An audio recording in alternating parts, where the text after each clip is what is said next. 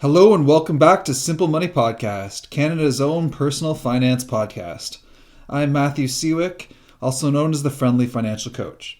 So today, we're looking at grants that are available to those that have RESPs.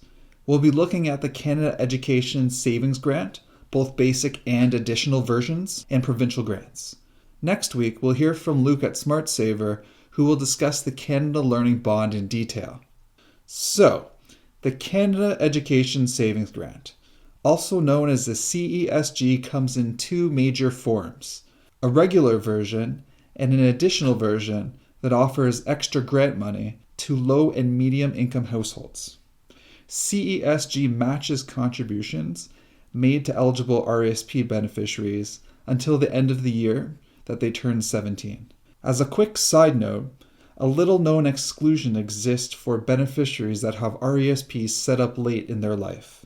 A beneficiary will not be eligible to receive CESG when they are 16 or 17 if one out of the two conditions are not met. The first out of the two conditions, at least $2,000 was contributed in one single year before the end of the year that the beneficiary turns 15. Or, second, $100 was contributed annually for 4 previous years or more. If neither of these conditions are met, a beneficiary will not be eligible to receive the CESG when they are 16 or 17. The basic CESG, which is available to all eligible households, offers an annual grant of 20% on annual contributions up to $2,500. So the most that you can receive for each year is $500 in grant funds. This contribution room also carries forward to future years if you're unable to use the full annual grant. If you use past CESG, the most that you can receive is $1,000 a year in grant funds. This would be the equivalent of contributing $5,000 of your own money in a year.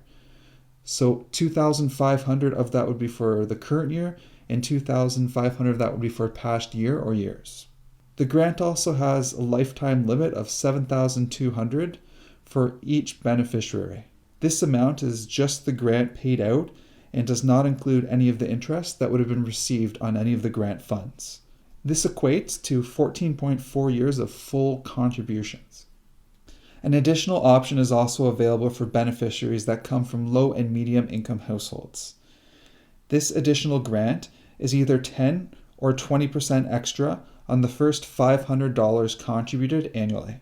The grant is 20% if the household's adjusted net income is $46,605 and 10% if the net income is over this amount but under $96,208. Both of these income figures are from 2018 and would adjust annually with inflation. We'll be looking at this much more in depth in the future, but these grant funds, when removed from the account to pay for educational costs, are taxed in the hand of the beneficiaries. Similarly, they are also clawed back by the government if they are not used by the beneficiary or an eligible sibling. Next up, we look at some specialty grants that are only offered by a few provinces. If you're not from Quebec, BC, and sort of Saskatchewan, you're out of luck. So first of all, Quebec. Their grant, the Quebec Education Savings Incentive, offers an additional 10% grant on all contributions up to $250 a year, and vulnerable households can receive an extra 5 or 10% on the first $500 contributed. This is of course on top of other RESP grants, so this means that all qualifying households in Quebec can receive 30% on their RESP contributions. The maximum QESI grant that each beneficiary can receive is $3,600.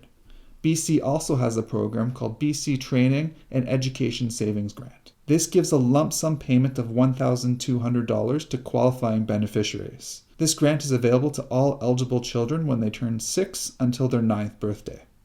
Importantly, parents do not need to make a contribution to receive this grant. They just need to have an eligible RESP open and apply to receive this grant. Finally, Saskatchewan sort of has the Saskatchewan Advantage Grant for education savings. The reason why I say sort of is because this program was suspended on January 1st, 2018 due to financial issues in the province. Previously, this grant offered an extra 10% on RESP contributions that were $2,500 or less. So families were able to receive an additional $250 a year if they contributed the full $2,500 into an RESP. The limit to this grant is $4,500 for each beneficiary. That's it for today, but make sure you tune in next week where we'll be talking to Luke from Smart Saver, who's going to discuss the Canada Learning Bond in detail. This is another very important grant and an episode that you won't want to miss. Thank you again for listening to Simple Money. If you want to contact me, you can reach me at info@ffcoach.ca, or you can find me on Twitter at @f_fcoach. Take care and talk to you soon.